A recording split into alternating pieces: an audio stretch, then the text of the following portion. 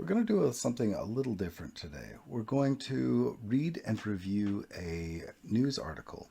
Now, there was more than just a little bit of interest in how AI works and a little bit of interest in understanding more about the AI process of translating texts. I left a link at the end of last video, but let's have a closer look at the article I linked.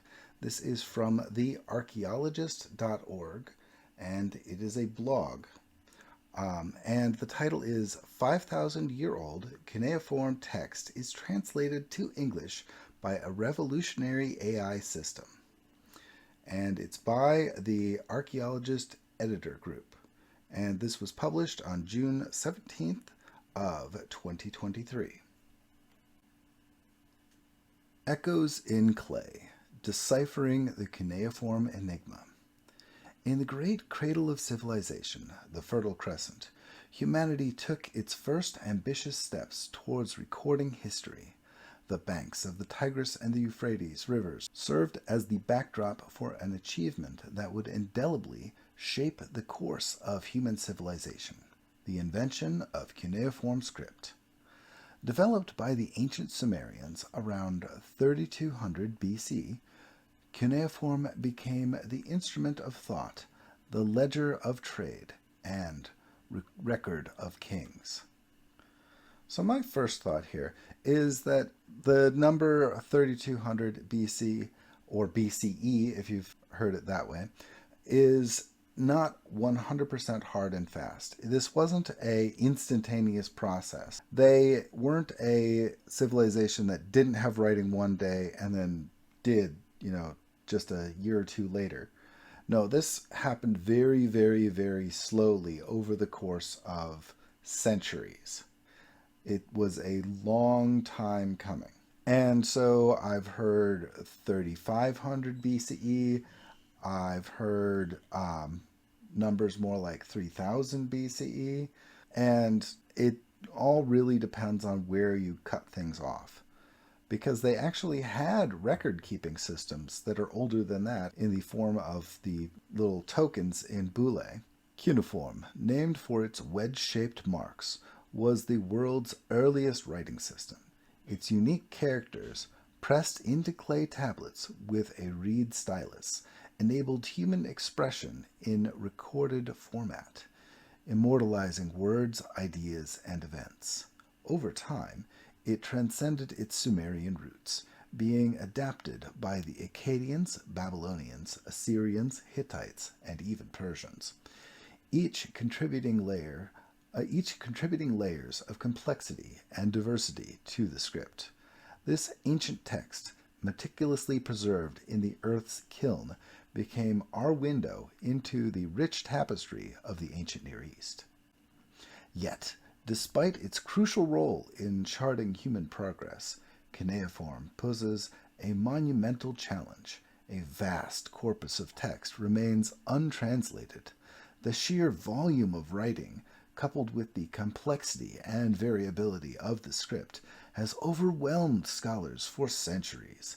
Each character in cuneiform can have multiple phonetic and semantic values, depending on the context. Moreover, the scarcity of bilingual or multilingual texts, like the famous Rosetta Stone, that aided the decoding of Egyptian hieroglyphs, has further compounded the problem. Well, I think that's perhaps overstating the matter. It took way less time to translate the first cuneiform texts than it did to translate ancient Egyptian hieroglyphs, because at the time when the Rosetta Stone was being used, it was the only multilingual text, and people didn't know where words lined up from one script to the next. Whereas they say that there weren't very many multilingual texts. There were some, and more than just a few. Those were used to then translate the language practically on a bet. One guy said, "Hey, I bet I could translate this text," and he gave it a shot and did so in remarkably short period of time. What isn't being understated here is that there are a lot of untranslated texts. It's thought that 1% of texts that are in collections have been translated. Now, most of those are going to be your boring financial transaction texts, contracts, record keeping of how many cattle you have from one season to the next, tax documents. Well, some people find those boring. Some people find them very interesting, and they do help track trade throughout the Middle East.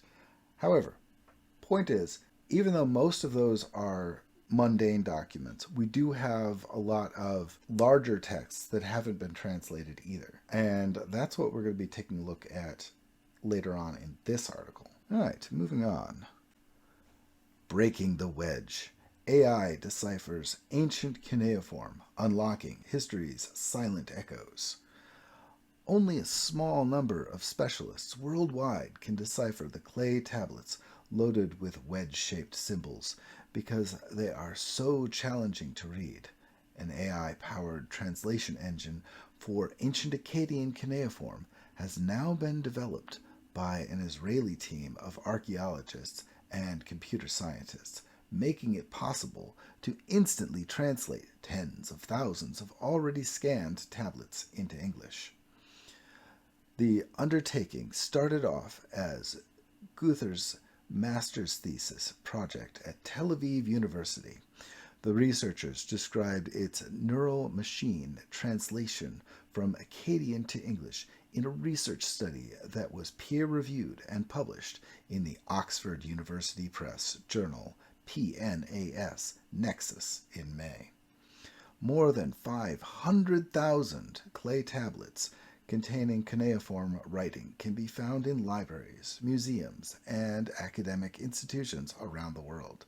Just a small portion of these tablets have been translated due to the enormous quantity of writing and the small number of Akkadian readers, a language no one has spoken or written for 2,000 years.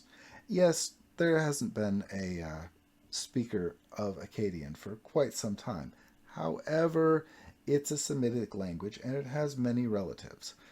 It's not necessarily as popular as Sumerian because it came just a little bit later in the writing history, but there are a number of readers out there, and it is easier for a reader of, say, Arabic or Hebrew or any of the other Semitic languages to learn to read Akkadian than it would be for someone who was raised on a completely different language family, such as us English speakers. From roughly 3000 BCE until 100 CE, Akkadian was written and spoken in Mesopotamia and the Middle East. It served as a lingua franca of the time, and it enabled communication among speakers from various places.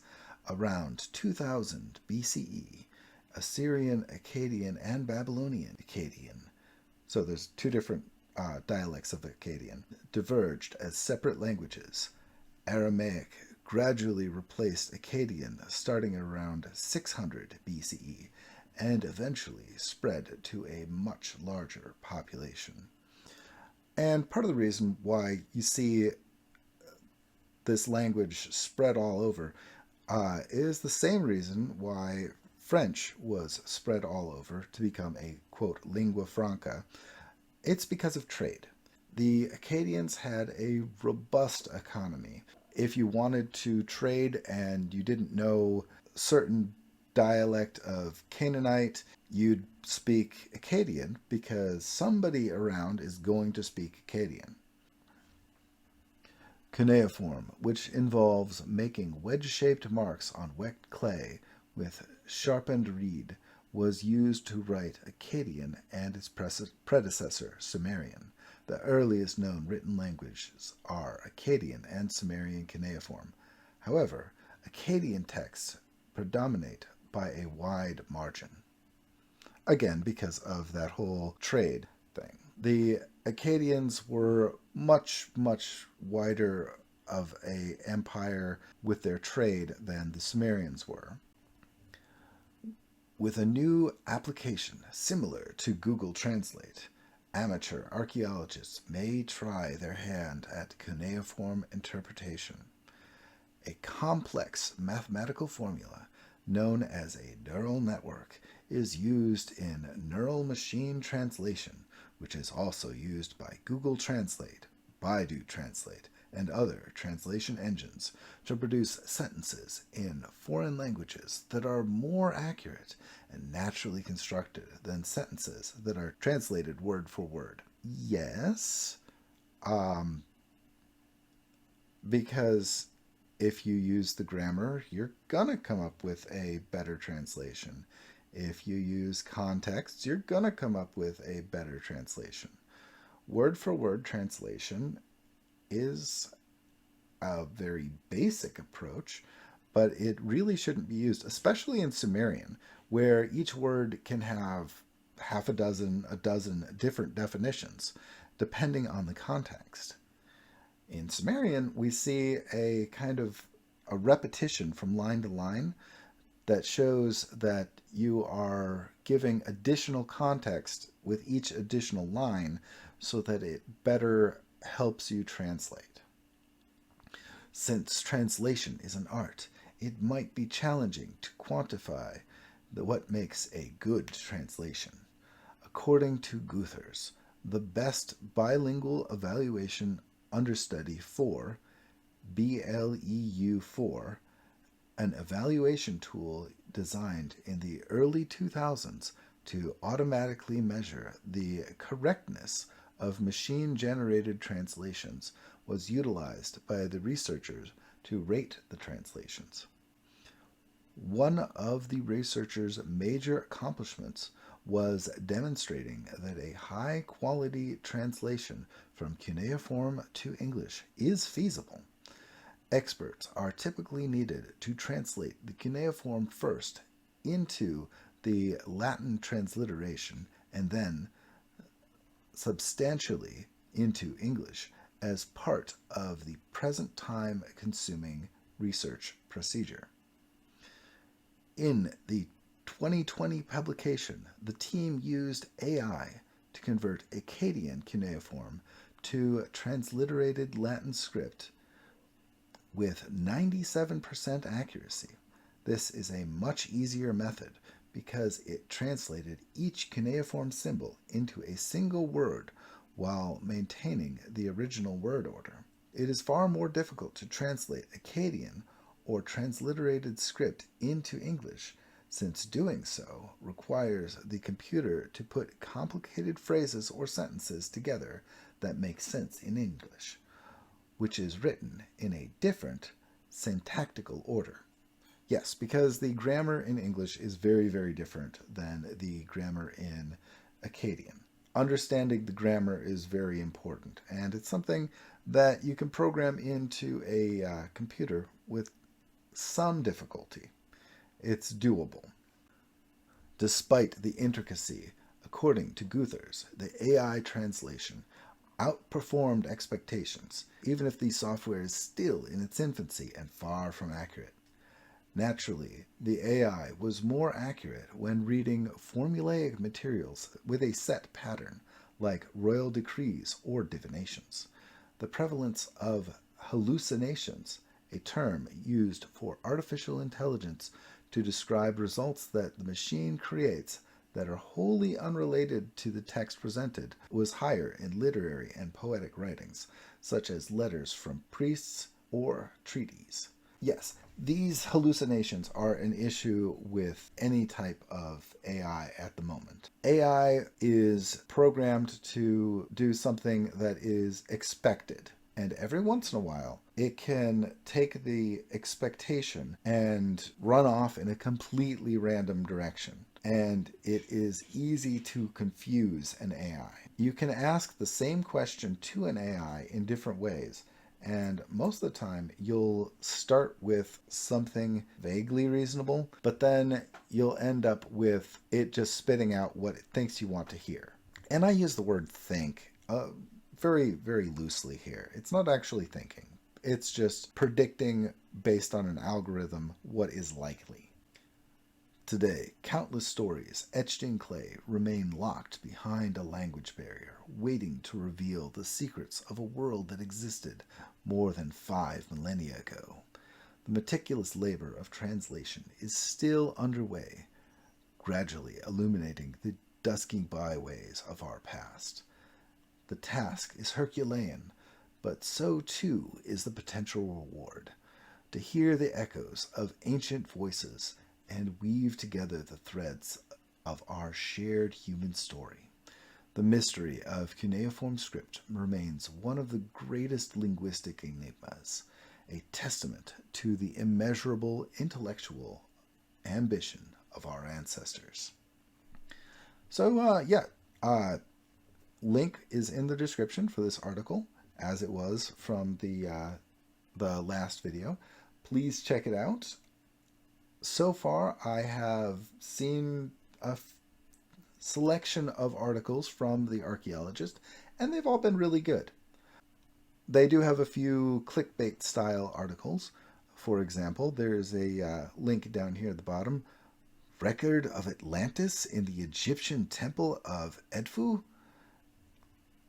And the conclusion of that article is that there is no concrete evidence of any Atlantean thing in Egyptian texts. So it looks like it would be, pseudoscience, but it's actually pretty good.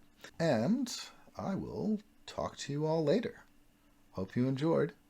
If you like this one, please check out the one that came right before it, or check out this playlist. Bye-bye.